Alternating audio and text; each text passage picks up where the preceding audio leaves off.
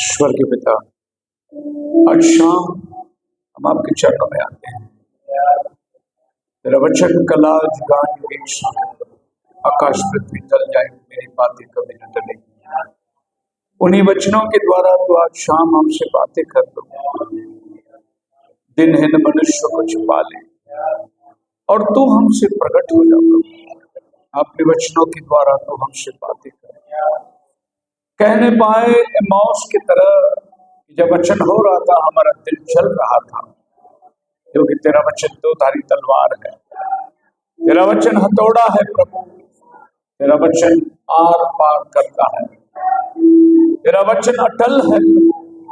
आकाश पृथ्वी टल जाएगी लेकिन तेरी बातें कभी न टलेंगी। धन्यवाद करते हैं, हमारी सोच और विचार को प्रभु तू ऊंचा उठा, ताकि हम प्रभु वो समय के अनुसार अब सियाना हो जाना चाहिए और ना बालकपन हमारे अंदर रहे, पर तो समझदार होने की तो बड़ी कृपा कर। दुआ प्रभु यीशु के नाम में मांगते, सुन और कबूल कर, आमीन। बैठ सकते हैं।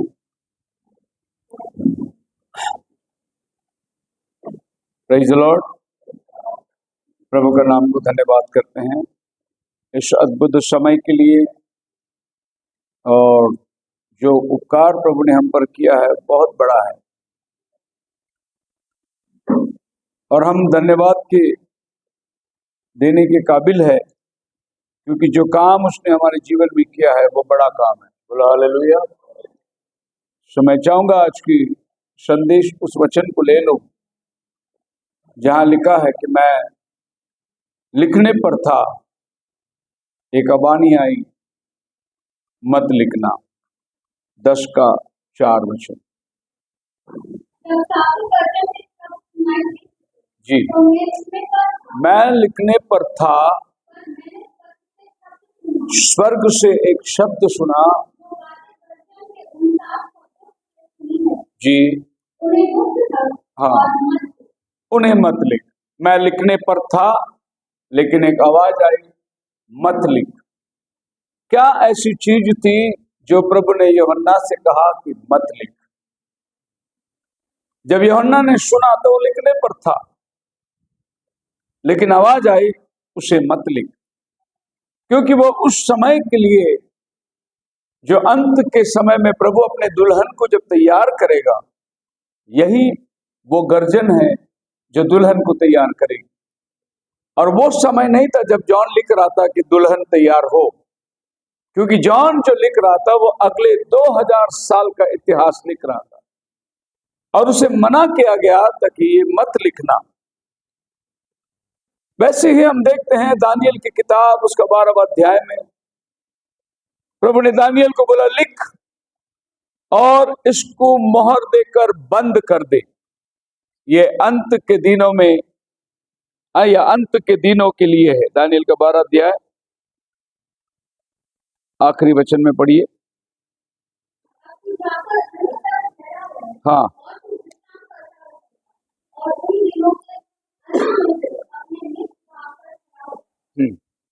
उन दिनों के अंत में तू अपने निज भाग पर खड़ा होगा।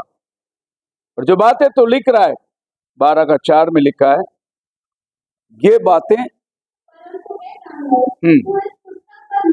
इस पुस्तक पर तू मुहर देकर अंत समय तक के लिए बंद रह। अब ये इस समय के लिए नहीं है, ये अंत समय के लिए है। आज लोग जब हमसे पूछते हैं आप कौन से मिनिस्ट्री से जुड़े हुए हैं, तो हम कहते हैं एंड टाइम मिनिस्ट्री। बोले एंड टाइम मिनिस्ट्री क्या है? ये अंत समय के लिए गुप्त रख, वो है एंड टाइम मिनिस्ट्री।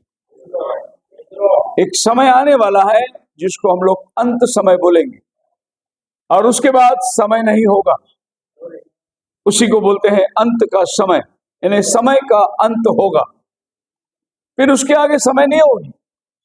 क्योंकि प्रकाशित वाक्य 10:6 में लिखा है, 10:6 में जीवता है, हाँ हाँ हाँ अब तो और देर ना होगी। टाइम शैल बी नो मोर। अब और देर ना होगी मतलब देर अलग चीज है, टाइम अलग चीज है। देर ना होगी मतलब अभी आगे और आदि ढकेला ना जाएगा। लेकिन इंग्लिश बाइबल बोलता है टाइम का खात्मा होगा, समय का खात्मा होगा। फिर ये घड़ियाल नहीं चलेगी जो घड़ियाल में हम लोग आज टाइम देख रहे हैं। हम लोग समय के उस पार चले जाएंगे। अभी हम लोग समय के अंतर्गत दबे हुए हैं और समय हमें अनुमति देती है। लेकिन एक समय आएगा जब समय ही नहीं रहेगा तो आप कौन से समय को देखेंगे? टाइम जो है लैप्स हो जाएगी और उसी को बोलते हैं एटर्निटी। हमेशा की जिंदगी क्या है? हमेशा की जिंदगी वो है जहां समय नहीं है, वहां ना मरण है, वहां ना कमजोरी है, ना बीमारी है, वहां ना शुरुआत है, ना अंत है, ना आदि अंत है। उसी को कहते हैं एटर्निटी। तो हम लोग एटर्निटी में चले जाएंगे। उस समय तक के लिए ये बातें जो तू सुन रहा है मत लिख। ये उस समय के लिए है जब समय का खात्मा होगा। और ये 7 गर्जन जो यूहन्ना को सुनाई दी वो समय के अंदर ये रिवील होने वाला है। हालेलुया। आज सवेरे आपने संदेश सुना होगा, समय के बारे में हम बात कर रहे हैं कि कितना कठिन समय में हम लोग अभी गुजर रहे हैं। जबकि बाइबल की एज़ेकिएल 38, 39 पूरी चैप्टर जो है हमारे सामने खुल के आ रही है। और जिन जिन देशों का नाम बाइबल में लिखा है वो सारा देश हमारे सामने आ रही है। और हम देखते हैं कि किस तरीके से प्रोफेसी फुलफिल हो रहा है। अब इस प्रोफेसी का हम लोग एक अंश है। ये खाली प्रोफेसी नहीं है, इस प्रोफेसी का हमारा एक अंश है, इसमें एक हमारा रोल है। हालेलुया। जब प्रभु यीशु मसीह पानी में उतर के आया, यूहन्ना बपतिस्मा दे रहा था, वे दोनों आपस में आके खड़े हो गए। क्या कहा प्रभु यीशु मसीह ने? यूहन्ना मत्ती की किताब 3 अध्याय 16 और 17 वचन पढ़िए। Matthew chapter 3 verse 16-17। और यीशु बपतिस्मा लेकर हाँ, तुरंत पानी में से ऊपर आया और उसके लिए आकाश आगे ऊपर वाली वचन पढ़िए। जब यूहन्ना के पास आया, यूहन्ना ने कहा, यीशु ने उसको उत्तर दिया, जी अब तो ऐसा ही होने दे, हाँ, क्योंकि हमें इस रीति से सब धार्मिकता को पूरा करना उचित है। हमें, जॉन बोला, प्रभु आप मेरे पास आ रहे बपतिस्मा लेने? क्योंकि जॉन ने प्रभु को पहचान लिया। पर यीशु ने क्या कहा? होने दे, हमें, हम दोनों को मिलकर सारी धार्मिकता को पूरा करना है। किसको? हम दोनों को, हमें। फिर आप जान देंगे जब जॉन इस बात को छुपा के रखा तो ये रिवील होने का टाइम जब आएगा, वहां पर इसी तरीके से 2 व्यक्ति होंगे जिनको मिलकर वो काम पूरा करना है। तो ये अंतिम समय के अंदर जब प्रभु बादलों पर आएगा, वो क्यों आने वाला है बादलों पर? उसके दुल्हन को उठाने के लिए आने वाला। इसका मतलब जब वो आएगा तभी पृथ्वी में एक दुल्हन तैयार रहेगी। मैं क्रिश्चियन की बात नहीं करता, डिनोमिनेशन की बात नहीं करता, मैं दुल्हन की बात करता। क्योंकि डिनोमिनेशन जाने वालों में से नहीं है, वो ट्रिबुलेशन में जाएगी, संकट काल में जाएगी। लेकिन उठा लिए जाने में प्रभु यीशु की दुल्हन जाएगी। हालेलुया। सो ब्राइड अलग है, क्रिश्चियन लोग अलग है, क्रिश्चियन नाम धराई लोग हैं। लेकिन जाने वाला ब्राइड जो है वो वचन के मुताबिक जो जी रहा है वो प्रभु यीशु की दुल्हन है। और प्रभु यीशु आ रहा है ये बाइबल लेने के लिए नहीं आ रहा है, वो आ रहा है उनमें, ये बाइबल जिनके अंदर जीवित है, जिनमें ये वचन चल रहा है, उनको लेने के लिए वो आ रहा है। यानी मैं और मेरा दुल्हा, अगर मैं दुल्हन है, वो मेरा दूल्हा है, हम दोनों को मिलकर ही रैप्चर को पूरा करना है। वो अकेला नहीं आ रहा है रैप्चर के लिए, वो आपको ले जाने के लिए आ रहा है। इसका मतलब ये है कि प्रभु के आगमन में हमारा भी एक योगदान है, हमारा भी एक काम है। जब यूहन्ना बपतिस्मा दे रहा था, यीशु आया, वो बोला प्रभु मैं आपसे लेना चाहिए। बोले नहीं, हम दोनों मिलकर नियम शास्त्र को या धार्मिकता को हम पूरा करेंगे, हम दोनों मिलकर करेंगे। बोलो हालेलुया। जब दुनिया का जल प्रलय से नाश करने का समय आया, उत्पत्ति की किताब 6वां अध्याय उसका 5 वचन में प्रभु कहता है कि अब मिटने का समय आ चुका है, अब मैं पूरी पृथ्वी को मिटाऊंगा, क्योंकि बुराई इतनी बढ़ चुकी है कि हर विचार के अंदर जो भी हो रहा है वो बुरा ही हो रहा है। लेकिन अब ये काम को पूरा करने के लिए खुदावन को एक पार्टनर की जरूरत है। हालेलुया। तो उसने क्या देखा? 9 अध्याय उसका 6 वचन में 6 का 9 में उत्पत्ति। नूह की वंशावली है। हाँ, नूह धर्मी पुरुष और अपने समय के लोगों में वो खरा आदमी था। बोलो हालेलुया। इसको प्रभु आज ढूंढ रहा है। उस दिन जल प्रलय को लाने के लिए प्रभु एक आदमी को ढूंढ रहा था जो उसके विचार, उसके ख्याल, उसकी समानता में चलेगा और जमाने के साथ नहीं चलेगा, वो जमाने के खिलाफ चलने वाला आदमी हो। और उसको नूह मिला। अपने समय में वो आदमी खरा था।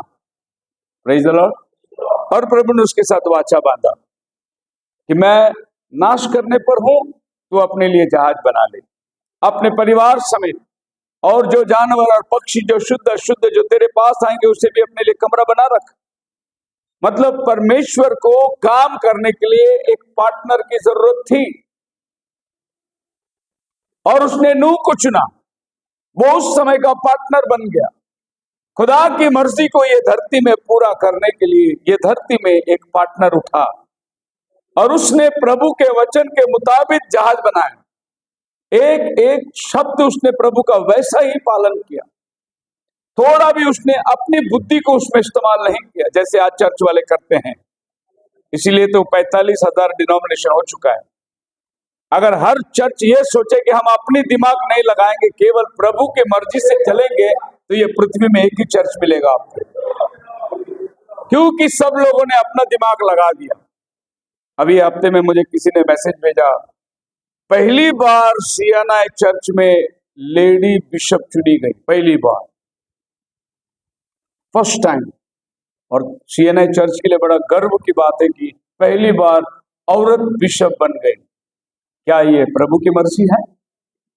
क्या प्रभु ने कभी औरत को बिशप बनाया, कभी औरत को पास्टर बनाया? ये प्रभु की मर्जी है?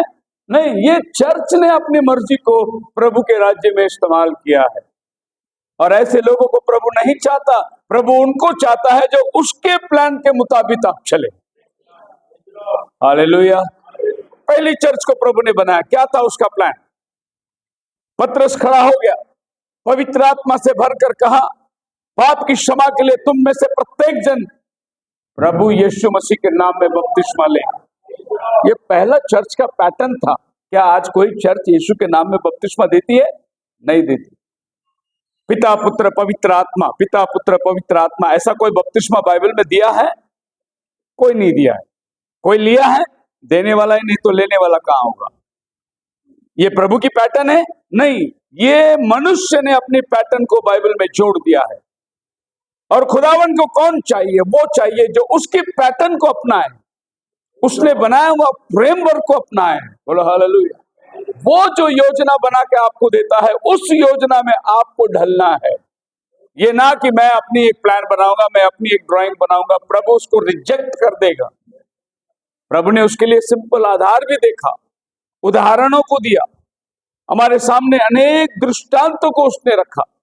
मेरा वचन सुनकर जो उसका पालन करता है, समझता है, वो बुद्धिमान मनुष्य के समान है जो चट्टान पर घर बनाया। इसका मतलब ये नहीं कि और कोई घर नहीं बनाता, रेत पर बनाने वाला भी था उधर, और उसका घर गिर जाएगा, बाढ़ आएगी, तूफान आएगी, ढा दी जाएगी। प्रभु ने बोला बुद्धिमान वो है जो चट्टान पर घर बनाता। फिर आप ये मत सोचिए कि आबेल ने बलिदान चढ़ाई, नहीं, कैन ने भी वेदी बनाया, उसने भी बलिदान चढ़ाया प्रभु को, पर प्रभु को पसंद नहीं था। प्रभु को ये पसंद था, क्योंकि ये प्रभु के मर्जी के अनुसार चल रहा था। और कैन ने अपनी बुद्धि को इस्तेमाल किया कि मेरे फसलों में पहला फल मैं प्रभु को ला के दूंगा करके उसने अपना फसल लाकर वेदी पे रखा। लेकिन आबेल ने प्रभु की मर्जी को अपनाया। इब्रानी 11 अध्याय का 5 वचन पढ़ के देखिए, बाइबल क्या कहती है। हिब्रूस 11 चैप्टर 5 में क्या 4 में है, देखिए। और विश्वास से आबेल ने कैन से उत्तम बलिदान चढ़ाई। विश्वास से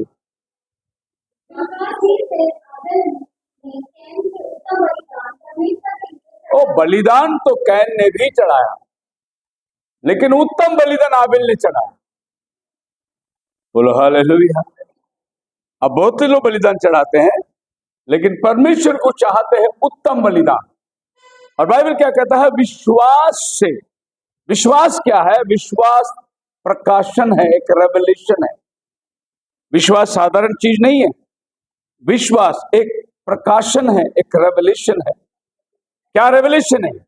मैं यीशु मसीह पर विश्वास करता हूं। क्या विश्वास करता हूं? मैंने उसे देखा नहीं, मैं उसे नहीं निहारा, लेकिन मैं विश्वास करता हूं उस पर कि वो मेरे लिए आया, मारा गया, गाड़ा गया, तीसरा दिन मुर्दों में से जी उठा, मुझे लेने आ रहा है। ये तो रेवलेशन से मुझे रिवील हुआ ना। बाइबल में तो लिखा है, किताबें ने, बहुत सारे कवियों ने लिखा है, लेकिन मुझे कैसे ये रिवील हुआ? क्योंकि मैंने उस पर विश्वास किया। विश्वास मेरे लिए प्रकाशन बन गया। बोलो हालेलुया। एक औरत आई प्रभु के पास, बोली मेरी बेटी बीमार है, ठीक कर ले। प्रभु ने बोला बच्चों की रोटी कुत्तों को नहीं दिया जाता। उस औरत ने कहा कुत्ते भी तो वो चूर खाते हैं जो मेज से गिरता है। प्रभु ने बोला इतना बड़ा विश्वास मैंने इनमें भी नहीं देखा। क्या था उस औरत के पास? उसके पास एक प्रकाशन था। बोला प्रभु पूरा रोटी नहीं चलेगा, चूर भी तो कुत्ते खाते हैं ना। कुत्ते ही सही, क्योंकि अन्य जातियों को कुत्ता बोला गया, हम तो अन्य जाति है ही है। हम पूरा रोटी नहीं मांगते प्रभु, लेकिन आप बताइए कि वो मेज से गिरा हुआ चूर तो कुत्ते ही खाते हैं ना, उतना भी मिल जाए हमें। प्रभु ने बोला इनसे बड़ा विश्वास इसके पास है। तो फेथ क्या है? रेवलेशन है। और आपके पास अगर विश्वास ही नहीं तो रेवलेशन ही नहीं। इब्रानी 1:1 में लिखा है फेथ इज अ सब्सटेंस। विश्वास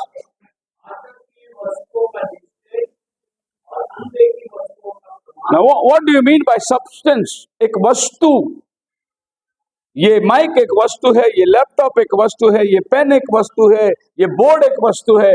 विश्वास एक वस्तु है, अनदेखी वस्तुओं का प्रमाण, जिसको हम देख नहीं सकते फिर भी हम उसको मानते हैं, वही विश्वास है। हालेलुया। और आबेल के पास विश्वास था। क्या विश्वास था? विश्वास ये था मेरे माँ बाप ने एप्पल नहीं खाया। जैसे आज हमारे क्रिश्चियन साइंस बोलता है वो एप्रिकॉट था या एप्पल था, खोज रहे वो लोग। मेरा माँ बाप ने एप्पल नहीं खाया।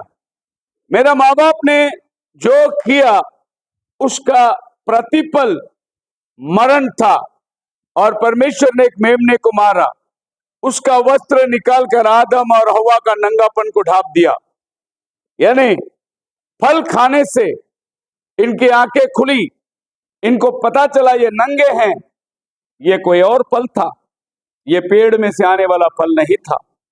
ये प्रकाशन कैन को नहीं मिला था, ये प्रकाशन आबेल को मिला था।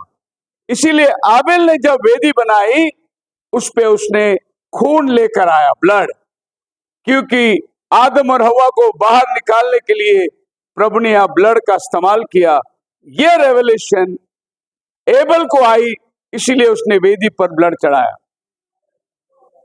लेकिन कैन सोचा मेरा बाप एप्पल खाया होगा, मां ने एप्पल खाया होगा, इसीलिए पाप हुआ, इसीलिए उसने एप्पल लेके आया। तो विश्वास जरूरी है आप प्रभु के पास आने, क्योंकि प्रभु है, ये बात को पहले आपको विश्वास करना है। उसके बाद आप जब प्रभु के पास आएंगे तो प्रभु आपको मुलाकात करेगा। सो बाइबल कहता है John was told right it not, he heard the thunder's uttered their voices and was about to write। एक आदमी अगर लिखने पर है तो सबसे पहले उसको समझना है, तभी तो वो लिख सकता है। तो जो गर्जन की आवाज थी वो जॉन समझ गया और वो लिखने पर था। ऐसे कोई आदमी कुछ भी लिख नहीं सकता। लिखने के लिए पहले वो समझना चाहिए कि वो क्या लिखने वाला है। इसका मतलब जो आवाज गर्जन में हुई थी वो जॉन समझ गया था, इसीलिए वो लिखने पर था। आवाज आई, मत लिख। उत्पत्ति की पहली अध्याय से प्रभु बोल रहा है, जॉन लिख रहा है। अब आप देखिए पहला अध्याय, रेवल्यूशन चैप्टर 1, 1, 2, 3 वचन पढ़िए।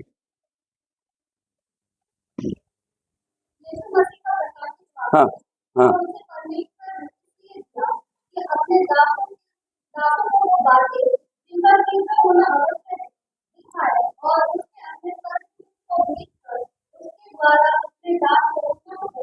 मैंने पहले भी आपको इस बात का जिक्र किया है। प्रभु यीशु मसीह का प्रकाशन, the revelation of Jesus Christ. अभी जीसस क्राइस्ट तो सबको मालूम है, लेकिन जीसस क्राइस्ट का रेवलेशन मालूम होना बहुत जरूरी है। The revelation of Jesus Christ. क्यों जीसस क्राइस्ट का रेवलेशन मालूम होना है? जब तक आपको जीसस का रेवलेशन नहीं मालूम पड़ेगा, आपको बाइबल नहीं समझेगा। सो जीसस का रेवलेशन, जॉन जब पतमोस नाम टापू में था, उसको रिवील हुआ। अब बाइबल कहती है जीसस, आगे कहती है, पढ़िए उसको फिर से एक बार। हाँ, अपने दासों को वे बातें बताएं जिनका शीघ्र होना अवश्य है,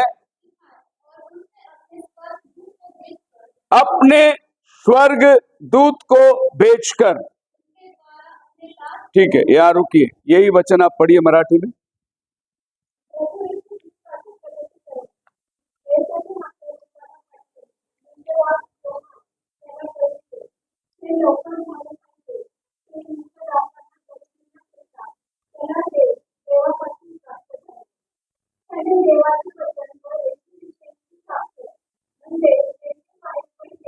नहीं, मैं उस पर ध्यान देना चाहता हूं। स्वर्गदूत,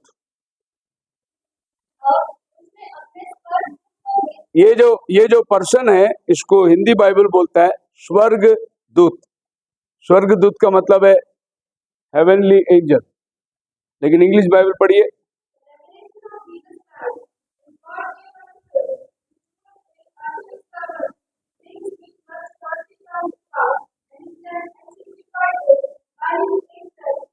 By his angel. It's not heavenly angel, it's just angel।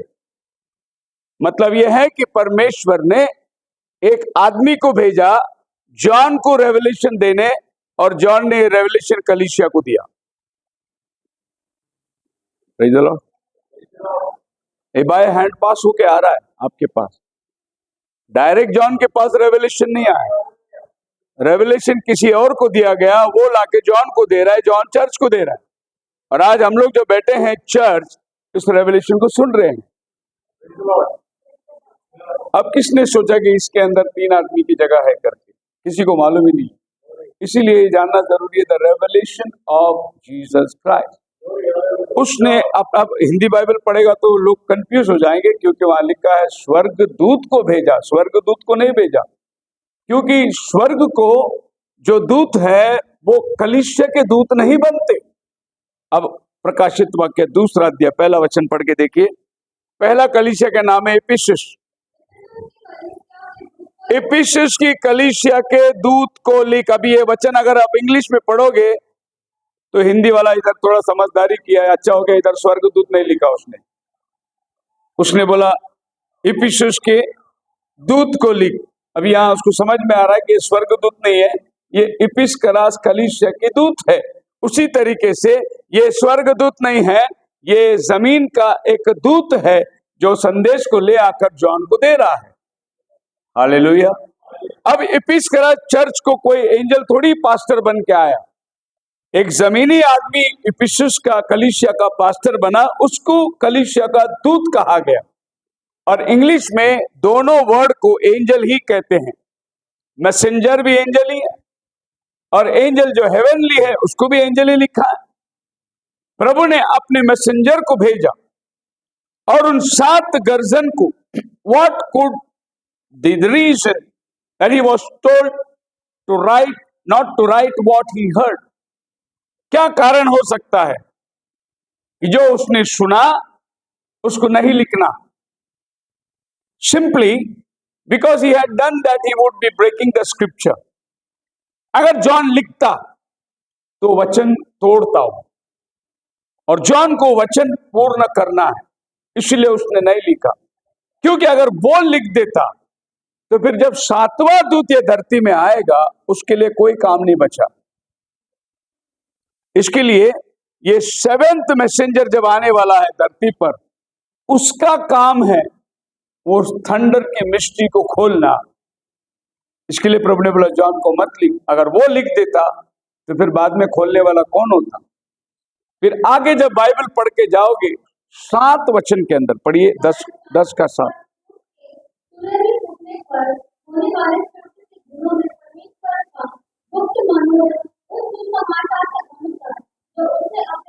जब 7वें दूत की तुरी देने के दिनों में, अब यहां फिर हम लोग थोड़ा टाइम रुकेंगे।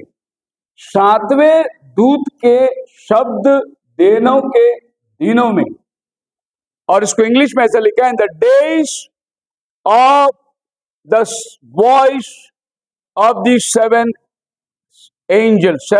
एंजल।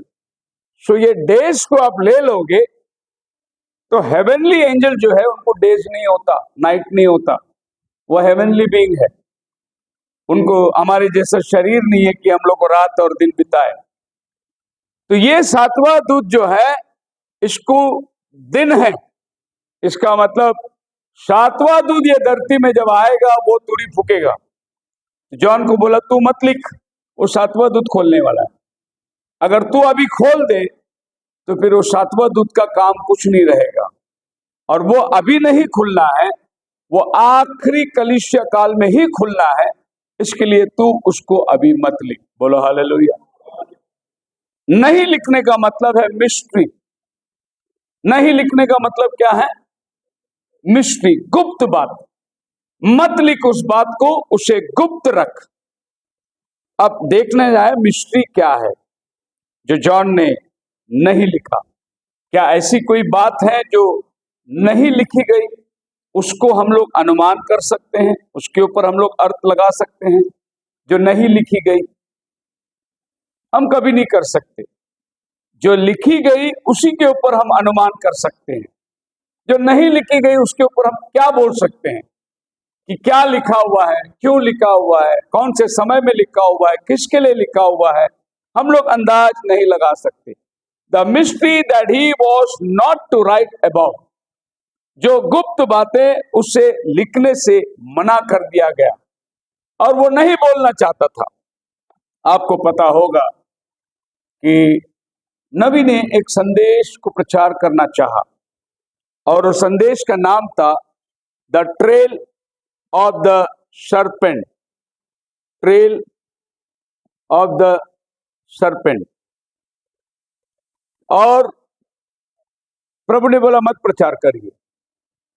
सर्प की चाल, ये नबी प्रचार करने वाला था। प्रभु ने बोला नहीं प्रचार करना है, क्योंकि सर्प की चाल सबको नहीं मालूम पड़ना है। सर्प की चाल जो है प्रभु ने केवल अपने चुने हुओं को दिया है, सबको रिवील करने के लिए नहीं। लिखी जाए तो सब पढ़ेंगे, उसको गुप्त रखा जाए, मैं अपने नियुक्त समय में जिनको रिवील करना है उनको रिवील करूंगा, सबके लिए नहीं है। आप मेरे साथ हैं?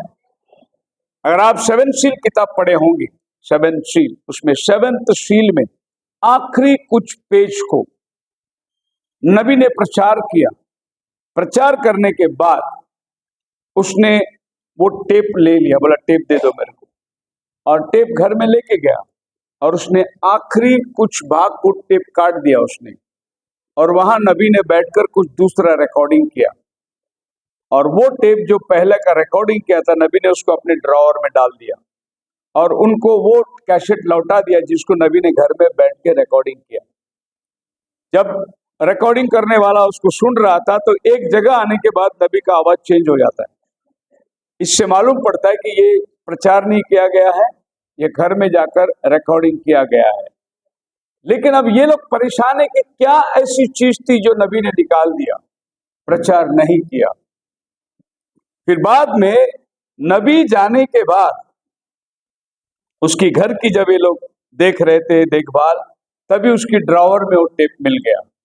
तो उन्होंने उस टेप को फिर से चलाया और उसमें से कुछ भाग लेकर वो लोग ने फिर किताब प्रिंट करी। तो नया 7 सील बुक्स अगर आपको मिलेगा, उसमें नबी का दोनों भी मैसेज प्रिंट है। लेकिन पुराना संदेश में वो टाइम पे एक ही नबी मैसेज प्रीच किया, उसके पास में उनके पास में वो वाला संदेश नहीं था जिनको नबी ने निकाला। मेरा कहने का मतलब ये है, वो बोल दिया लेकिन बाद में बोला अरे ये तो बात मैं नहीं बोलना चाहिए था। फिर वो जाकर उसको निकाल दिया टेप में से। आप मेरे साथ है? हालेलुया। मतलब नबी ये सोचता था कि क्या बोलना है क्या नहीं बोलना है, कौन से समय में। और जिस दिन उसने बोल दिया उसने वो शब्द को वापस ले लिया, बोला नहीं प्रभु ने मना किया था ये बोलने के लिए और मैंने बोल दिया। क्योंकि वो मनुष्य है, उत्तेजना में आकर बोल दिया उसने, लेकिन बाद में प्रभु ने उसको मना किया और उसने वो चीज को टेप में से बाहर निकाला। अगर आपको किसी को चाहिए तो मेरे पास है 7 बुक्स, 7 सील का बुक जिनपे दोनों भी मैसेज है, मैं आपको जरूर पढ़ के सुना सकता हूँ। तो ये मैसेज को अगर आप देखोगे, okay, 415 paragraph. Brother Branham adds the following 4 lines taken from the paragraph 374 to 375 of his message last evening 1963 24 मार्च को उसने प्रीच किया है। God bless you. ये टेप है और इसमें आप देख सकते हैं कि नबी ने उस चीज को निकाल दिया, उसके बाद उनको जब मिला उन्होंने वापस उसको प्रिंट कर दिया। तो ये डेट और टाइमिंग आप ले सकते हैं और 7 सील बुक में जाकर वो पैराग्राफ आप पढ़ के देख सकते हैं।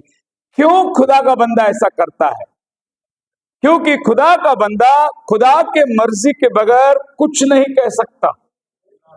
अगर उसने कह दिया तो उसे वापस लेना है।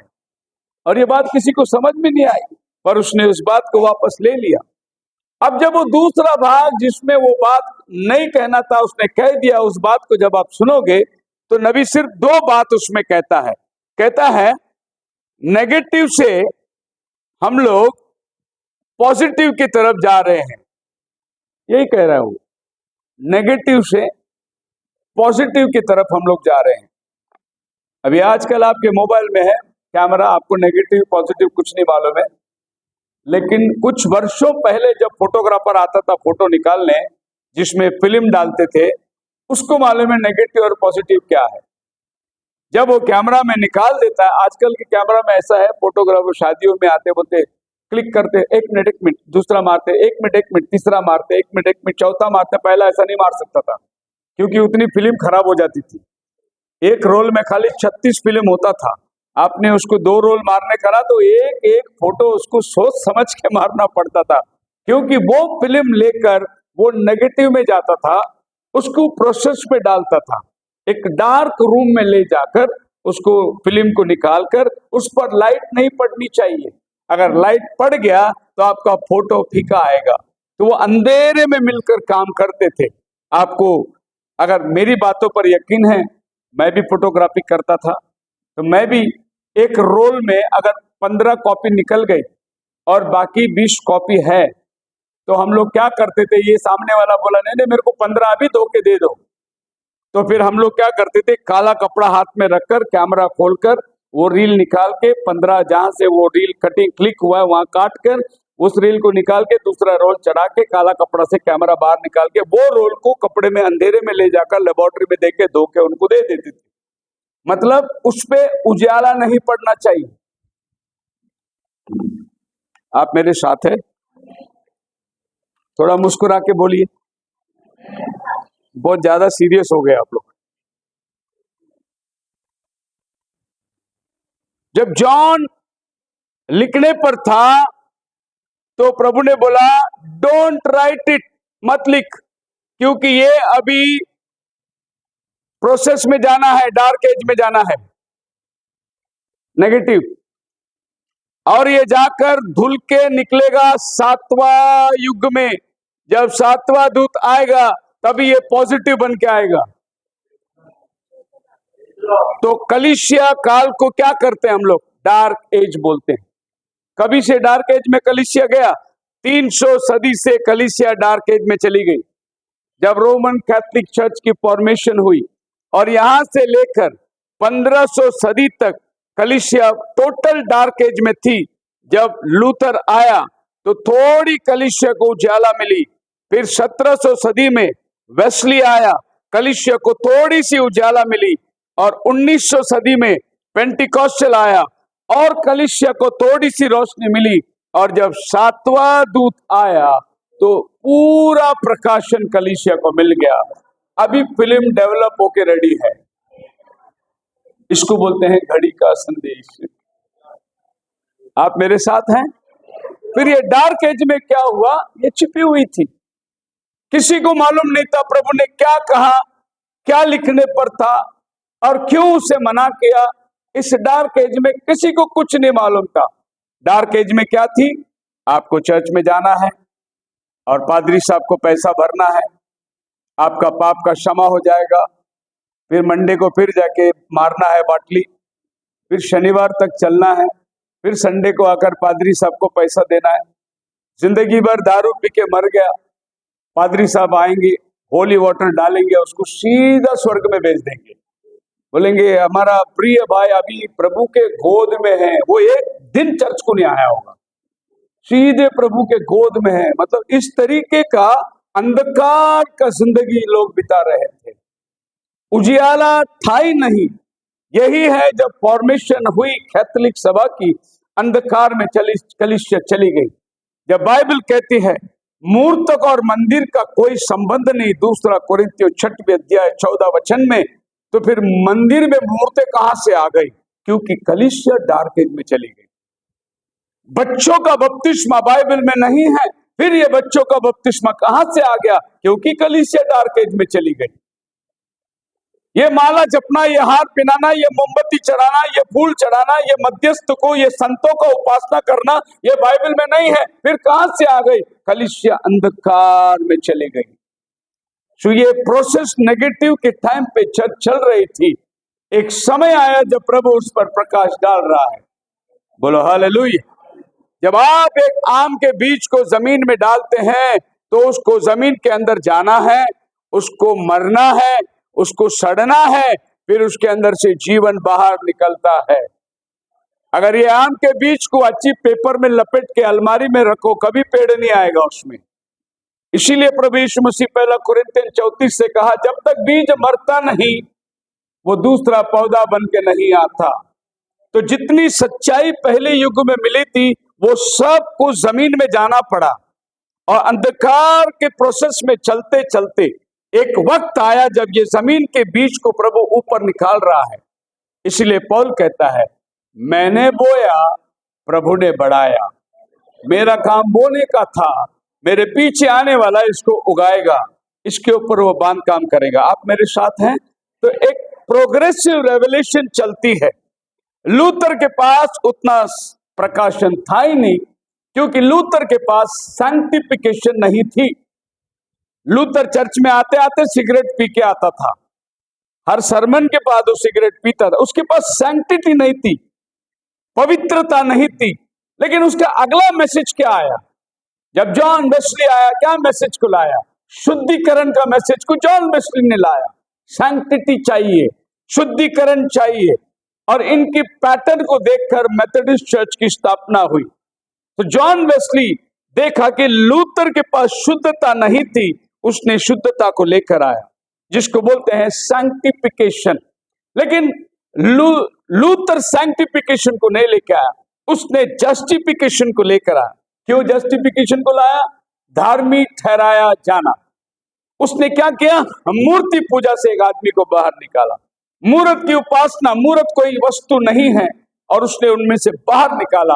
उसके पास खाली धर्मी ठहराया जाना था, लेकिन शुद्धिकरण तक वो नहीं पहुंच पाया। सो उससे एक आगे का स्टेप वेस्ली के पास थी। वेस्ली लोगों को क्या किया? ला के डुबा के छोड़ता था, सैंक्टिफाई करता था, अपने आप को शुद्ध रखना है। इसी समय में नाज़रीन चर्च की स्थापना हुई। सो नाज़रीन चर्च का क्या सोच था? हमको पवित्र रहना है, हमको अपने आप को शुद्ध रखना है, होलीनेस को मेंटेन करना है।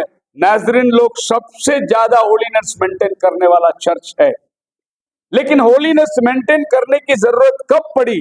जब जॉन वेस्ली सिगरेट पीने वाला लूथर से लोगों को लेकर शुद्धिकरण में किया, अभी ये बर्तन जो शुद्ध हुआ है इसको खाली नहीं रखना है, तब पेंटिकॉस्टल वाला आया और पवित्र आत्मा उंडेल दिया उनके अंदर। सो पेंटिकॉस्टल आकर पवित्र आत्मा डालने के लिए बर्तन साफ होना था। जॉन वेस्ली ने बर्तन साफ किया, लेकिन जॉन वेस्ली को बर्तन साफ करने के लिए हाथ में मिलना था। लूथर ने उनको डिनोमिनेशन से बाहर निकाला, तभी तो प्रोटेस्टेंट शुरुआत हुई। बोलो हालेलुया। आपको समझ में आ रहा है खुदावन प्रोसेस में कैसे काम करता है? मत लिख, ये अंत के समय के लिए गुप्त रख दे, वक्त आएगा वो समय ये मिस्ट्री लिखा जाएगा। ना नबी का किताब में दो सेवकाई दर्शाया गया है, एक है मलाकी 4, दूसरा है प्रकाशित वाक्य 10। ना अकॉर्डिंग टू मलाकी 4 वो पितरों का मन को पुत्रों की ओर और पुत्रों का मन को पितरों की ओर, ये काम में से एक काम इस मलाकी 4 को दिया गया है। लेकिन यही मलाकी 4 मलाकी 3 में भी आता है, लेकिन मलाकी 3 का काम वो नहीं जो 4 का काम था।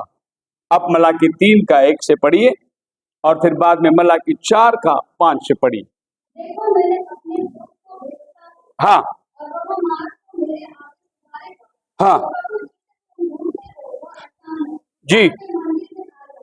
हाँ हाँ, वाचा का वह दूत जिसे तुम चाहते हो तुम वह आता है। सेनाओं का यहोवा का यही वचन। परमेश्वर अपने दूत को आगे आगे भेजेगा कि अचानक वाचा का दूत वो मंदिर में आकर उपस्थित हो जाएगा। ना वाचा का दूत कौन है और मलाकी 3 में जो दूत है वो दूत कौन है? दो अलग दूत है वहां पर। फिर से एक बार उसको पढ़िए, मलाकी 3। देखो मैं अपने अपने दूत को भेजता दूत को भेजता हूं, हूँ और वह मार्ग को वो मार्ग को मेरे तैयार करेगा। प्रभु जिसे तुम ढूंढते हो वो अचानक अपने मंदिर में आ जाएगा। मतलब ये दूत आने के पहले एक दूत आएगा, ये दूत रास्ता बनाएगा, फिर ये दूत आ जाएगा। ये दूत को क्या कहता है बाइबल? हाँ, ये दूत अपने मंदिर में अचानक आ जाएगा। आगे वह आता है। सेनाओं के यहोवा का यही वचन है। परंतु उसके आने से देश का पवित्र होने जी और जब वह दिखाई दे तब कौन खड़ा हो? क्योंकि वह सोनार के आग और गोभी के साबुत के समान है। लाल करेंट का विस्तार करे। जीवन में नसीब का शी या उसकी सिलाई जो विस्तार का इसका नाम हो। okay, even the messenger of the covenant, the messenger of the covenant, वाचा का दूत, एक दूत है जो रास्ता बनाएगा, दूसरा एक दूत जो आने वाला है वो वाचा का दूत होगा।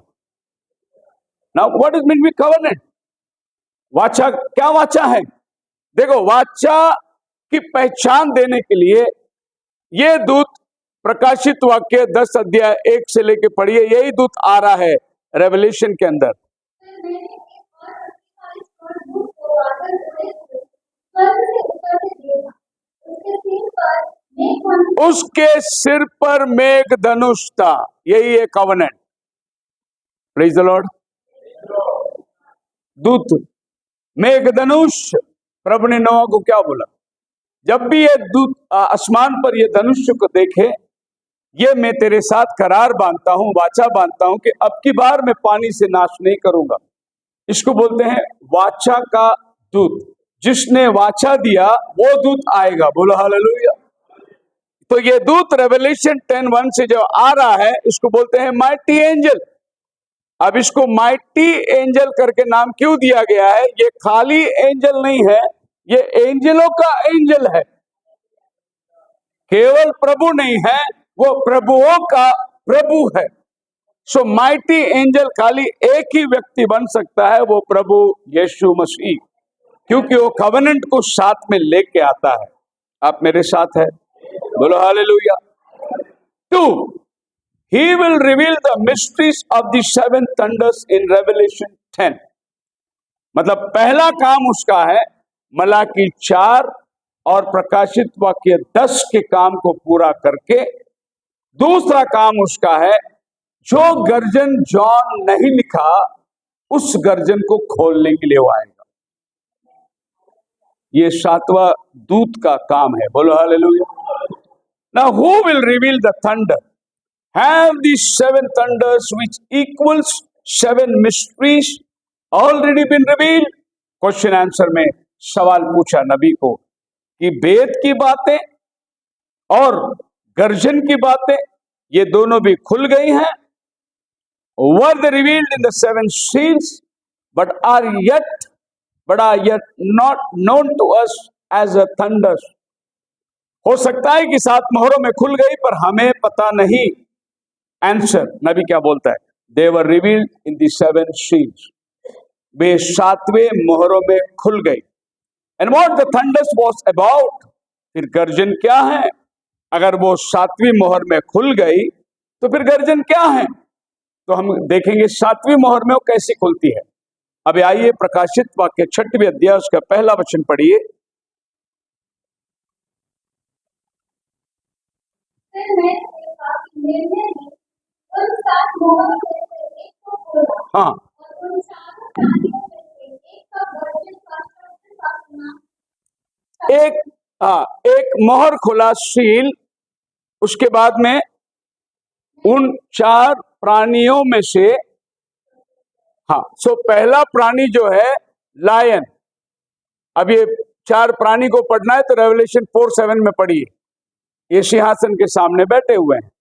इनमें से पहला प्राणी जो लायन है वो पहला सील खुलने के टाइम आवाज देता है, आ और देख।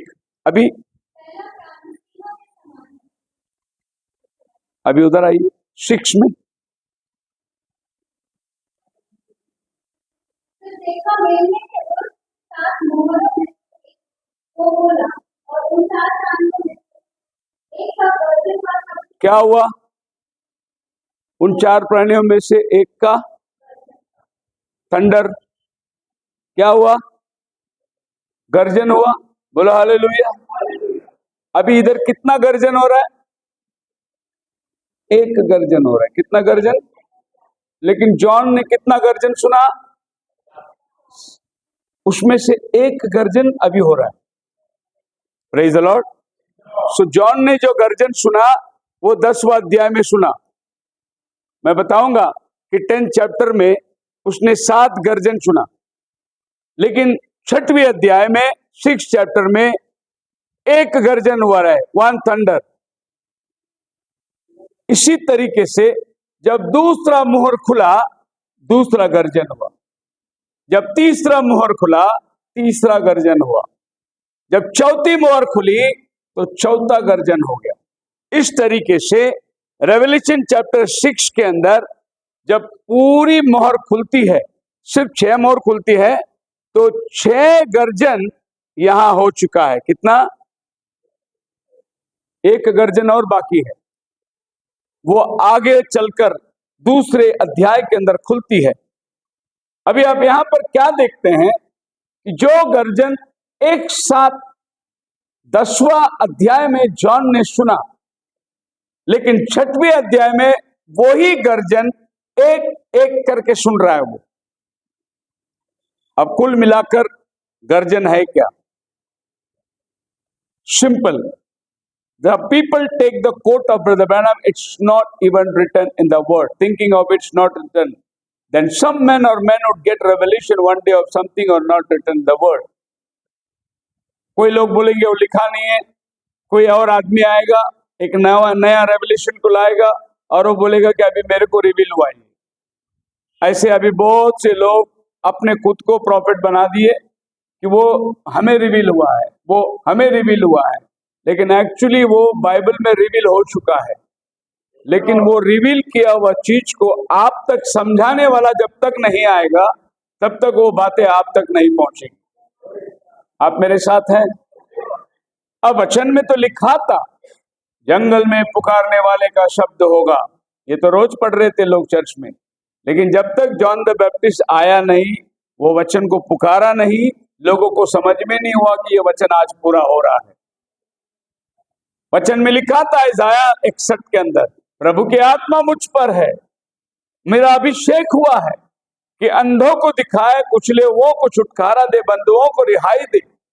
लेकिन ये वचन तब तक नहीं खुली जब तक लूक 4:16 में यीशु मंदिर में आकर इस वचन को पढ़कर बोला, आज ये लेख तुम्हारे सामने पूरा हुआ है। लिखी गई बातों को एक व्यक्ति आकर खोल के पढ़ के उसे समझाता है और कहता है कि आज ये लेख पूरा हो गया। बोलो हालेलुया। सो जॉन ने जो बातों को नहीं लिखा, उस बातों को लिखने के लिए, पर ये पहले लिख चुकी है, लेकिन ये रिवील नहीं हुआ है क्योंकि जॉन इसको समझ गया है। और जब बाइबल बात करती है, and when the seven thundered uttered there voices, अभी आप रेवलेशन 10:4 फिर से एक बार पढ़िए, रेवलेशन 10:4 जी। अभी यहां पर ऐसा लिखा है, सातों गर्जन के शब्द। अभी आप जब गर्जन सुनते हैं नेचुरली, धड़ाम धड़ाम धड़ाम धड़ाम, है नहीं, बड़ी बादल गरजती है, बताइए क्या शब्द हुआ उसमें? तो आप ध्यान में रखिए, ये वो धड़म धड़म धड़म वाला गर्जन नहीं है, ये शब्दों वाला गर्जन है। जब वो गर्जन हुआ, उसकी शब्द सुनाई दी। अब आप इसको इंग्लिश में पढ़िए, when the thunder uttered, see the word uttered, English word uttered का मतलब है मैंने किसी को कुछ बोल दिया, उसको बोलते हैं I have uttered that word, मैंने उस शब्द को बोल दिया। तो यहां पर गर्जन बात कर रही है, खाली धड़म धड़म नहीं, उसके अंदर संदेश आ रहा है। हालेलुया। लोग कुछ सुन रहे हैं उसमें, इसीलिए तो जॉन लिखने पर था, नहीं तो धड़म धड़म धड़म लिख के छोड़ देता। वो क्या लिखने पर था? उस संदेश, उस गर्जन में एक संदेश आया, एक शब्द आया, voice of the seventh angel. अभी आप मराठी में पढ़िए जॉन 1:1, आपको इस वचन को अगर खुलासा करना है, जॉन 1:1, प्रारंभी शब्द होता, काय आया शब्द, वो नवड़ी शब्द, जो मैं बोल रहा हूं ये शब्द है। इंग्लिश में लिखा है in the beginning was the word, जो मैं बोल रहा हूं ये वचन है और ये पहले था। अब वचन पहले था कैसे हो सकता? वचन बोलने वाला पहला होना चाहिए ना, वचन पहला कैसा हो सकता? इसीलिए आगे लिखा है बोलने वाला और वचन दोनों एक था, और आदि में वचन था, वचन परमेश्वर के साथ था, वचन परमेश्वर था, वचन परमेश्वर था। मतलब बोलने वाला परमेश्वर, उसके मुंह से निकला वचन, वचन और परमेश्वर दोनों। अब जब तक परमेश्वर नहीं तो वचन कहां से आ गया? इसीलिए आपका बाइबल बोलता है in the beginning was the word, मतलब जॉन बोलता है वर्ड को बिगिनिंग है, लेकिन जिस गॉड ने वर्ड को अटर किया उसको बिगिनिंग नहीं है। बोलो हालेलुया। इसको बिगिनिंग नहीं है, लेकिन वर्ड को बिगिनिंग है, क्योंकि पहली बार खुदावन शब्द को निकाल रहा है। इसके पहले ये शब्द खुदावन के मन में विचार के रूप में था। थॉट जिसको बोलते हैं हम लोग, विचार। खुदावन ने सोचा था एक आकाश बनाएगा, खुदावन ने सोचा था एक चंद्रमा बनाएगा, ये विचार थी उसकी, लेकिन जब उसने उस विचार को अपने अंदर से बाहर निकाला, वो वचन बन गया, उजियाला हो जा। तो विचार क्या बन गया? वचन बन गया। इसीलिए बाइबल क्या बोलता है? वचन को शुरुआत है। अभी लोग हड़बड़ा जाते हैं। अगर आप यहोवा विटनेस वालों से सुनोगे ये, तो बोलेंगे wisdom was there. Wisdom, God के साथ क्या था? विजडम था। और वो विजडम जो है ना, वो ही जीसस क्राइस्ट था। ऐसा वो लोग जीसस क्राइस्ट को विजडम में लेके आएंगे और आपको सीधा नीति वचन में लेके जाएंगे, जहां लिखा है मैं सृष्टि से पहले उसके साथ था। बोलेंगे देखो यीशु पहले से उसके साथ था, क्योंकि उनको ये बताना है कि यीशु और यहोवा दोनों अलग है। लेकिन इनको कोई नहीं समझाएगा, वही यहोवा ये धरती में आकर बोला मैं और यहोवा एक है। वहां तक वो पहुंचेंगे ही नहीं। वो इधर अलग को टटोल के बैठे हैं, तो वहां तक कहां जाएंगे? जब वो यहोवा धरती में आकर बोला जो वचन मैं बोलता हूं वो जीवन है। हालेलुया। तो परमेश्वर जो है उसमें जीवन थी। अब आप अगर इस बात को गौर करेंगे, in the beginning was the word. चलो ये बिगिनिंग वर्ड को फिर एक बार हम पढ़ेंगे जेनेसिस की किताब में, चैप्टर 1 वर्स 1। अभी आपको समझ में आता होगा कि आदि में परमेश्वर ने आकाश और पृथ्वी की सृष्टि की। अब यहां पर भी इंग्लिश बाइबल बोलता है in the beginning God created heaven and earth. मतलब क्रिएशन जब उसने किया तो पहला पहला आकाश और पृथ्वी का निर्माण किया। उससे पहले जब ये आकाश को बनाया, यही खुदावन के अंदर विचारधारा में थी। वो विचारधारा जब शब्दों में बदल गई, वो शब्द जब मैनिफेस्ट हो गया, तब चांद आ गया, सूरज आ गया। उसको बोलते हैं मैनिफेस्टेशन। अभी जॉन चैप्टर 1 वर्स 14 पढ़िए, आपको मैनिफेस्टेशन का अर्थ मालूम पड़ेगा। वचन इंग्लिश में पढ़िए। वचन क्या हो गया? And the word was made flesh. वचन देह धारी हो गया, मतलब देह बनने से पहले वचन था। आप मेरे साथ हैं बोलो हालेलुया। जी, मैं ऐसी बातें आपके सामने लाने की कोशिश कर रहा हूं जिसके लिए मुझे इतनी फाउंडेशन डालनी पड़ रही। अगर ये बुनियाद आपने ठीक तरीके से समझ गया, तो जो बातें मैं आपसे कहने जा रहा हूं वो बहुत आसानी से समझ जाएगा। अगर ये बातें ना समझ में आए तो वो बात आपको समझ में नहीं आएगी। That cannot be no means what he meant. Why? Because you cannot add one word or take without getting the place. प्रकाशित वाक्य 22 अध्याय में लिखा है, इसमें से तू एक बात निकाल भी नहीं सकता, इसमें तू एक बात जोड़ भी नहीं सकता। तो जॉन को बोला प्रभु ने मत लिख, तो नहीं लिखना है। अगर वो लिखता तो जोड़ गया होता, अगर जुड़ता तो वचन, परमेश्वर का वचन टूटता। तो उसने बोला नहीं लिखना, मतलब नहीं लिखना। आप मेरे साथ हैं? प्रभु ने बोला नहीं जाना, बोले तो नहीं जाना। प्रभु ने बोला नहीं खाना, तो नहीं खाना। शैतान ने बोला खा के देखो। खा के देखने की बात ही दूर है, जब बात नहीं खाना है तो नहीं खाना है। नहीं खाओगे तो तुम ऐसे हो जाओगे, तुम परमेश्वर के समान हो जाओगे, तुम्हारी आंखें खुल जाएगी। वहां तक आपको जाने की जरूरत ही नहीं है। खुदा ने कह दिया नहीं खाना, हालेलुया। खुदा ने कह दिया कि स्त्री प्रचार ना करे, फिर आपको वहां तक जाने की जरूरत नहीं जिधर पौल कहता है आप प्रभु में हम सब एक है। ये बात पौल को मालूम नहीं था, हमारा बिशप सबको मालूम पड़ा। पौल अनजान था। पौल ने जब कहा कि स्त्री कलीसिया में खामोश रहे, ये बात मालूम नहीं पड़ा। आज हमारे बिशप साहब लोग को मालूम पड़ता है कि देखो, एक तो अभी बंदा यूट्यूब में बोल रहा है कि जब बाइबल के अंदर स्त्री प्रोफेसी कर सकी या प्रोफेसी किया है, तो 5 फोल्ड मिनिस्ट्री के अंदर स्त्री भी है, ऐसा वो बोलता है। हाँ, बाइबल में स्त्री देबोरा प्रोफेसी करी है, फिलिप की बेटियां थी प्रोफेसी करी है, और भी औरतें थी जो भविष्यवाणी करी है।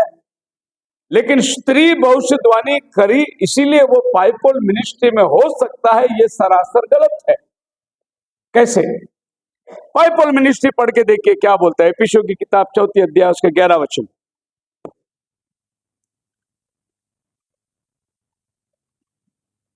और इतनी मूर्खता लोग दावे के साथ कहते हैं बिना समझे। अब बाइबल क्या कहती है? पहले अपोस्टल है, हाँ, प्रोफेट नियुक्त करके, इवेंजलिस्ट नियुक्त करके, पास्टर नियुक्त करके, टीचर नियुक्त करके। हालेलुया। अभी ये कहता है कि एक औरत अगर भविष्यवाणी करती है तो ये जो प्रॉफिट है यहां पर औरत आ गई तो औरत भी पाइपल मिनिस्ट्री में शामिल है, ऐसा टीचिंग है। लेकिन मैं बोलता हूं सरासर गलत है, क्योंकि जब आप लैंग्वेज में आ जाओगे तो औरत को प्रोफेटस करके लिखते हैं। क्या लिखते हैं? प्रोफेटस, भविष्यदक्तिन। ये भविष्यदक्तिन हो सकती है लेकिन ये भविष्यदक्ता में शामिल नहीं हो सकती। ये स्त्रीलिंग है, ये पुल्लिंग है। बोलो हालेलुया। अब इतना नहीं समझता, क्या करे उसको। नेम और नेम्स में फर्क नहीं मालूम पड़ा उनको। प्रभु यीशु मसीह ने कहा पिता पुत्र पवित्र आत्मा के नाम से, नामों से नहीं। इधर ही वो ठोकर खाया तो ये प्रॉफिट उसको कैसे समझेगा? आप मेरे साथ हैं? तो ऐसे ऐसे टीवी में बात करने वाले, हम बोलते आओ सामने बैठ के बात करो, वो बोलता हमारा प्रिंसिपल ही नहीं है वो। आप यूट्यूब में बात करो, यूट्यूब में कौन बात करेगा? आसमान को देख के कौन थूकेगा? सामने बैठे तो पता चलेगा कैसे मार पड़ती है। हम हवा में बुक्के मारने वाले थोड़ी है। सामने दिखो बराबर मारेंगे शॉट, आदमी उधर ही गिरना चाहिए नीचे। आप मेरे साथ हैं?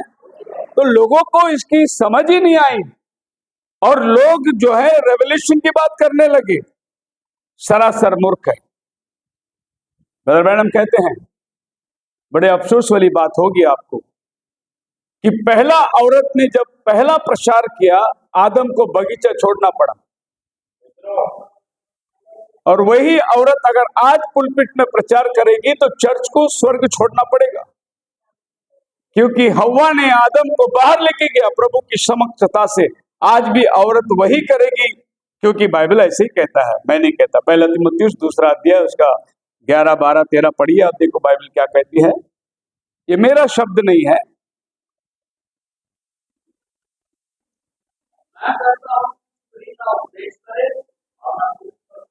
हाँ, आगे। क्योंकि आदम पहले, उसके बाद हवा, आदम बहकाया ना गया, इसीलिए मैं कहता हूं स्त्री प्रचार ना करे। उसके पास रीजन है बोलने का, स्त्री प्रचार ना करे क्योंकि वो पहले बहकाने में आ गई। बोलो हालेलुया। अब पौलुस को ये बात, यही पौलुस लिखता है आगे कि हम प्रभु में जब आ गए, क्या यूनानी, क्या यहूदी, क्या अन्य जाति, क्या पुरुष, क्या स्त्री, क्या बड़े, क्या छोटे, वो अलग कंटेक्स्ट है। वो ये है कि आप चर्च में जब आते हैं तो पवित्र आत्मा या खुदा के समूह, अब सब समानता में है, अब सब इक्वल है, कोई बड़ा नहीं कोई छोटा नहीं। उसका कंटेक्स्ट अलग है, उसको लेकर इधर ना मिलाएं। और लोग इसको इधर मिला देंगे अपना काम पूरा करने के लिए। अभी आप देख सकते हैं इस मैसेज के अंदर नबी ने 7 seal, church edges, Hebrews, trumpets, इतना सब प्रचार कर दिया। तो किसी ने नबी के पास आकर बोला आप तो एक बाइबल लिख सकते हैं। और नबी ने बोला जरूर लिख सकता हूं, लेकिन बाइबल कहता है कुछ भी जोड़ना नहीं, तो मैं कैसे लिख सकता हूं? हालेलुया। आप इतना प्रकाशन दे रहे हैं, इतनी रेवलेशन दे रहे हैं। आप 7 सील का बुक ले लो और चर्च एजेस का बुक ले लो, दोनों बुक को साथ में रखो, आपका बाइबल का साइज देखो, उसका साइज देखो, दोनों का साइज एक जैसे दिखाई देगा, बल्कि उससे बढ़कर ये बुक दिखाई देगा। फिर बाइबल लिख सकता है या नहीं? जरूर लिख सकता है। भाई ब्रनम भी बोला yes, but you see I couldn't do that, लेकिन मैं नहीं कर सकता वो काम। अब जॉन को बोल सकते थे आप, भाई सुन तो लिया है ना, लिख देना। भाई नहीं लिख सकता हूं, सुना मैं, समझ गया मैं, लेकिन लिखने को मना है, इसके लिए मैं लिख नहीं सकता। भाई आपको क्या मालूम है जरा बताओ? वो मैं नहीं बता सकता, क्योंकि वो बात मुझ में, मेरे पास ही रखना है, वो मैं तुमको नहीं दे सकता। मैं नहीं लिख सकता।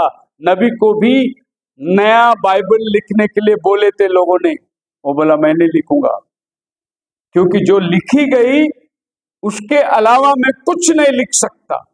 और जो मैं लिखा गया, अब देखिए कितना एक अद्भुत बात है। आप 7 सील पढ़ोगे, 7 मोहरों की किताब पढ़ोगे, तो कम से कम आपको हिंदी में 500 पन्ने का मिलेगा। कितना पन्ने का? 500 पन्ने का। लेकिन बाइबल पढ़ोगे तो सिर्फ 6वीं चैप्टर के अंदर, 6 चैप्टर में 7 सील का भेद है। और उसमें कितना वचन है? 6 चैप्टर में कितना वचन है? हाँ, तो अभी आप इसकी एक्सपेंशन को देखिए। अगर भाई ब्रनम एक नया बाइबल लिखने वाला है तो कैसे लिखेगा? देखिए, एक चैप्टर को उसको लिखने के लिए 500 पेज लगे। एक चैप्टर लिखने के लिए उसको कितने पेज लगे? चर्चेज बुक आप लोगे तो रेवलेशन चैप्टर 2, चैप्टर 3, ये दोनों लिखने के लिए उसको 500 पेज लगे। अभी आप सोचिए कि अगर ब्रदर ब्रैनम पूरा पहला अध्याय से 20-22 अध्याय तक लिखे तो आपके घर में क्या बोलते हैं, अलमारी समाएगा नहीं। इतनी बड़ी बाइबल वो लिख देगा। लेकिन प्रभु ने बोला मत लिख, ये तेरा अपना इंटरप्रिटेशन नहीं है। खुदावन ने जो कहा वही उसका इंटरप्रिटेशन होना चाहिए। नोहा, बारिश आएगी कहां से? ऊपर से।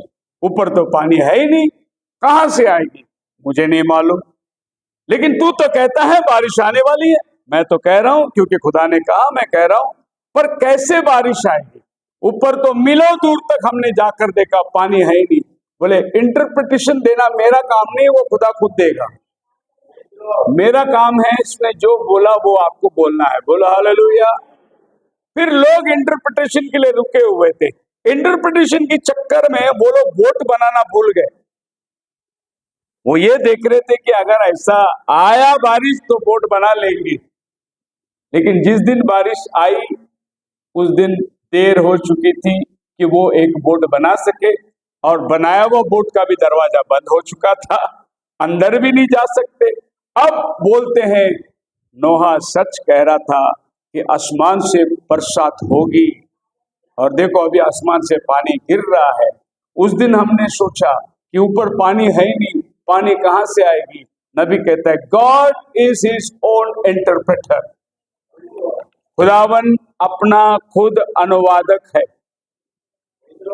हालेलुया। ऐसा एक दिन आया खुलेआम कहा, परमेश्वर आप ही तुम्हें एक चिन्ह देगा, एक कुंवारी गर्भवती होगी। बड़े बड़े डॉक्टर लोग, साइंटिस्ट लोग उधर आ गए, बोले आइजाया आज तक तो हम आपको प्रॉफिट मानते थे, लेकिन आज आप लोग कैसे आपको प्रॉफिट माने? कुंवारी गर्भवती कैसी होगी, हमको एक्सप्लेन करो। आइजाया ने बोला मैं देख रहा हूं, प्रभु आप ही एक चिन्ह दे रहा है, कुंवारी गर्भवती होगी, बस मैं एक्सप्लेनेशन नहीं दे सकता। और ये वचन चलते चलते 100 साल, 200 साल, 300 साल, 400 साल बनती 700 साल के बाद वो वचन जो ईसा ने कहा था एक मरियम के कोख में उतर कर आ गया, और मरियम के कोख में एक कुंवारी के पेट में बच्चा तैयार हो रहा है। हालेलुया। अनुवाद कौन किया? खुदा ने बोला तो वही अनुवाद करेगा। आपको उसको इंटरप्रिटेशन देने की जरूरत आप कभी भी मत करिए। इसका अनुमान ये हो सकता है, इसका मीनिंग ये हो सकता है, खुदावन ने कहा उसका मतलब ऐसा था, यीशु ने उस दिन इसीलिए ऐसा किया क्योंकि उधर यीशु यीशु नाम बहुत थे। पतरस ने इसलिए यीशु के नाम में बपतिस्मा दिया कि लोगों को यीशु का नाम से बहुत ज्यादा परिचय दे। नहीं, पाप की क्षमा के लिए एक ही नाम आया है, ये प्रकाशन है, वो प्रकाशन नहीं है। आप मेरे साथ है, बोलो hallelujah. So it has to be something that's already in the word but sealed to the understanding of man. अगर आपने कुछ लिखना है तो वो पहले वचन में होना है, बस उसकी समझदारी के लिए आप लिख सकते हैं। लेकिन अगर वचन के बाहर लिखे जाओगे तो परमेश्वर के मर्जी के बाहर चले जाओगे। जो अंदर है उसी को लिखना।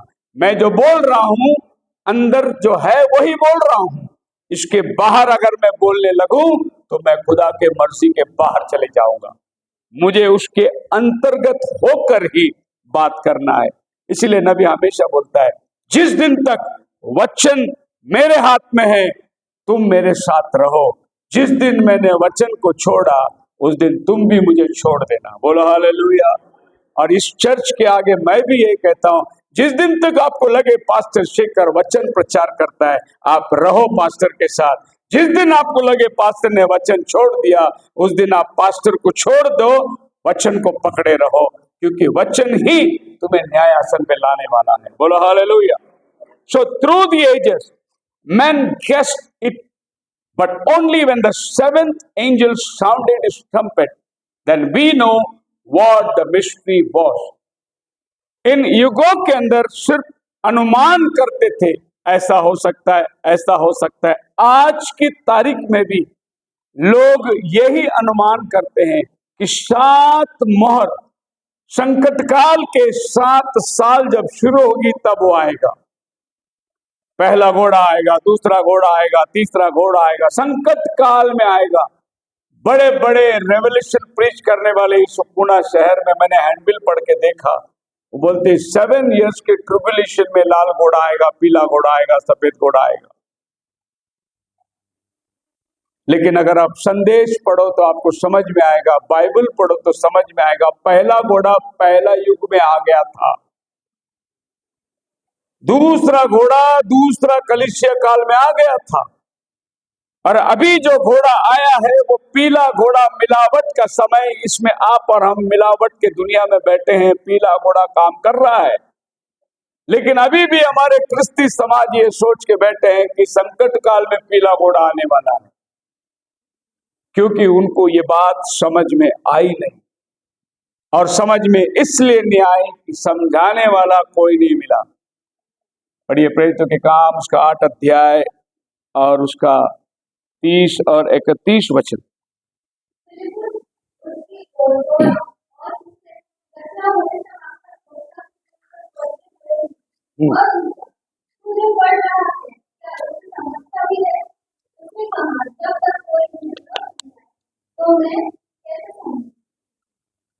फिलिप्पुस जाकर खोजे से पूछा, तू जो पढ़ता है समझता भी है क्या?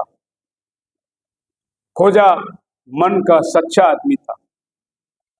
उसने बोला, जब तक कोई नहीं समझाए मैं कैसे समझूं? आज पूछो, तू जो पढ़ता है समझता है क्या? बोले, तेरे से ज्यादा समझता बोलेगा। लेकिन फिलिप्पुस मन की सच्चाई से बोला, जब तक कोई समझाता नहीं मैं कैसे समझो? बाइबल तो पढ़ ही रहा था, वो यशायाह की किताब पढ़ रहा था, लेकिन समझ नहीं रहा था। समझाने के लिए प्रभु ने फिलिप को भेजा, और फिलिप जंगल में आने निकला, रथ के साथ दौड़ रहा है, समझाने के लिए। जो पढ़ रहा है उसे समझाने के लिए। ऐसे हर युग में खुदावन ने एक एक बंदे को भेजा, जो भी वचन लोग पढ़े उनको समझाने के लिए। कलीसिया काल के अंदर लोग आते गए, आते गए, आते गए, वो बातें समझाने के लिए, क्योंकि लोग पढ़कर नहीं समझ सकते, इसीलिए खुदा के तरफ से एक समझाने वाले का आना जरूरी है। प्रकाशन प्रभु वैसे जॉन को दे सकता था, लेकिन जॉन को नहीं दिया। प्रभु ने एक मध्यस्थ को रखकर जॉन को भेजा, बोला जा उसको समझा दे ताकि वो कलीसिया को समझाए। खुदावन ने समय को जाना, 400 साल पूरा हो गया, इजराइल का छुटकारा का टाइम आ चुका है। मैंने अब्राहम को वायदा किया था 400 साल के बाद मैं छुड़ाऊंगा।